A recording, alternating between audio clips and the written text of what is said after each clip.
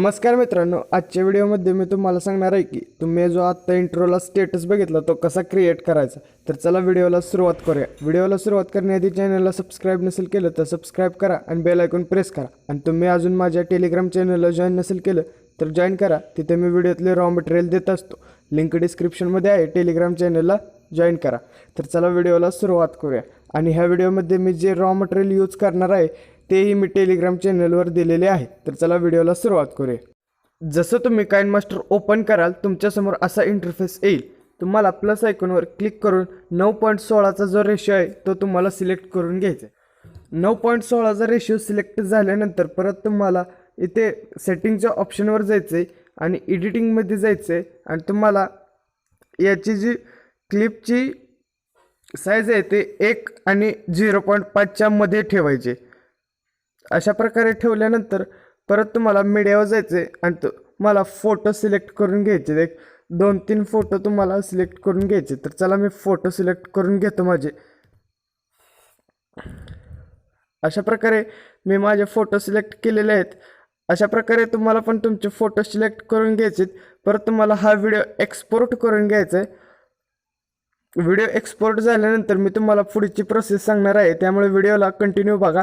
आणि तुम्ही अजून माझ्या इन्स्टाला अजून मला फॉलो नसेल केलं तर फॉलो करा, तिथे मी तुमच्या क्वेश्चनचे आन्सर देत राहीन।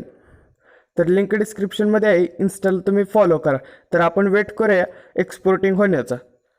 व्हिडिओ एक्सपोर्ट झाल्यानंतर परत तुम्हाला पूर्ण बॅक यायचं आहे।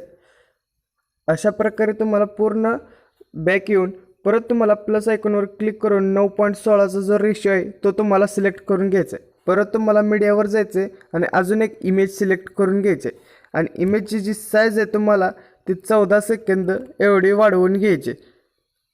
अशा प्रकारे साईज तुम्ही 14 सेकंद वाढवल्यानंतर परत तुम्हाला ऑडिओमध्ये जायचं आहे आणि ऑडिओ जे मी दिलेले आहे ते तुम्हाला सिलेक्ट करून घ्यायचं आहे। तर चला मी ऑडिओ सिलेक्ट करून घेतो। अशा प्रकारचं हे ऑडिओ आहे। परत तुम्हाला मीडियावर जायचं आहे आणि आत्ता जो तुम्ही एक्सपोर्ट केलेला व्हिडिओ होता तो तुम्हाला सिलेक्ट करून घ्यायचा आहे।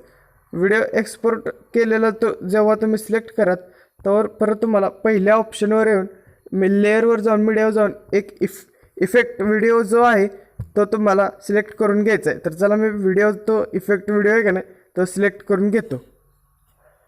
अशा प्रकारे मी एक व्हिडिओ सिलेक्ट करून घेतलेला आहे। परत तुम्हाला 3 डॉटवर जाऊन फुल स्क्रीन करून घ्यायचे आणि परत तुम्हाला ब्लेंडिंगच्या ऑप्शनवर जायचे आणि स्क्रीनवर टॅप करून द्यायचं आहे।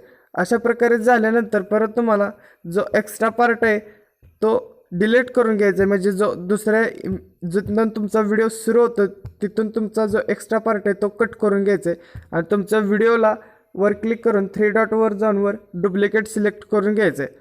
अशा प्रकारे झाल्यानंतर परत तुम्हाला जिथून तुमचा व्हिडिओ सिलेक्ट करू होतो तिथे येऊन परत तुम्हाला लेअरवर जायचं, मीडिया जायचं, एक ब्लॅक बॅकग्राऊंड सिलेक्ट करून घ्यायचं आहे।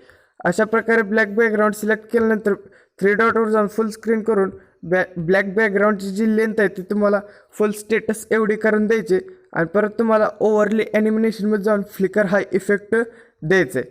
अशा प्रकारे झाल्यानंतर परत तुम्हाला लेअरवर जायचं, मीडिया जायचं आणि तुमचा जो लोगो आहे का नाही तो तुम्हाला ॲड करून घ्यायचा आहे।